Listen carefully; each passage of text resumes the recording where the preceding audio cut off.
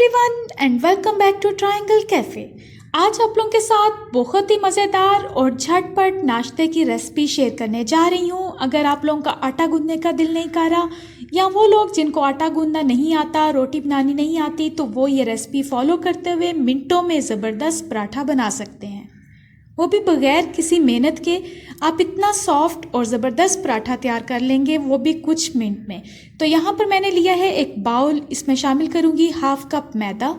इसको आपने अच्छी तरह से छान लेना है और अब इसमें हम इतना पानी शामिल करेंगे कि जो हमारा मैदा है उसकी पेस्ट तैयार हो जाए। ना इतनी आपने हार्ड बनानी है और ना ही ज़्यादा आपने इसको पतला करना है।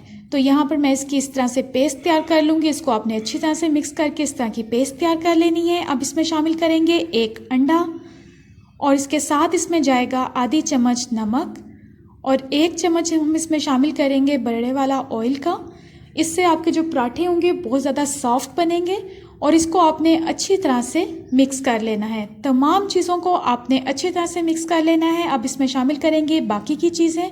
तो यहाँ पे मैं शामिल कर रही हूँ टमाटर, जिसको मैंने बिल्कुल बारीक बारीक चॉप किया हुआ है। प्याज शामिल करूँगी, बिल्कुल बारीक चॉप है।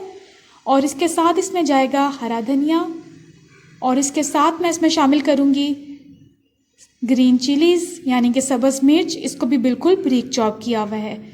और इसके साथ मैं इसमें शामिल करूँगी कुटी हुई लाल मिर्च आधी चम्मच। और इन तमाम चीज़ों को आपने अच्छी तरह से मिक्स कर लेना है कि अंडे और मैदे के साथ तमाम चीज़ें अच्छी तरह से मिक्स हो जाएं। आप चाहें तो हल्दी भी शामिल कर सकते हैं, मैंने यहाँ पर हल्दी ऐड नहीं की। और इसको आपने अच्छी तरह से मिक्स करके इस तरह की जो पेस्ट है वो तैयार कर लेनी है। और अब हम रखेंगे चूल्हे पे एक पैन और इसमें शामिल करेंगे थोड़ा सा कुकिंग ऑयल।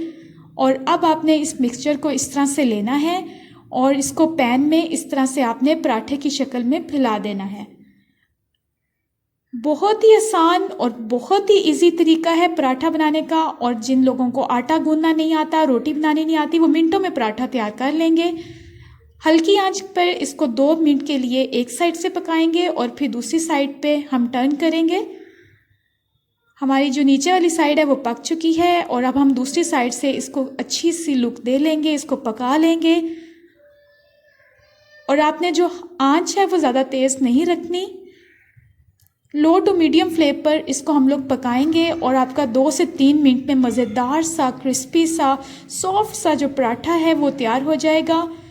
और जो हमारा पराठा है ऑलमोस्ट डन हो चुका है। अब इसको हम निकाल लेते हैं और ये बहुत ही आसानी से निकल आएगा और ये आपका पराठा टूटेगा भी नहीं। और यहाँ पर हमारे जो पराठे हैं वो रेडी हो चुके हैं। आप इसको चार के साथ एंजॉय कर सकते हैं और खाने में बहुत ही मज़े के और बहुत ही ज़्यादा टेस्टी होते हैं। आप देख सकते हैं कि कितना ज़्यादा सॉफ्ट बना है, ये बहुत ही ज़्यादा नरम बना है और इसका जो टेस्ट है बहुत ही ज़बरदस्त होता है। आप इस रेसिपी को ज़रूर ट्राई कीजिएगा। अगर आपको रेसिपी अच्छी लगी है तो लाइक कमेंट शेयर ज़रूर करें और मेरे चैनल को ज़रूर सब्सक्राइब करें और इन पराठों को ज़रूर ट्राई करें।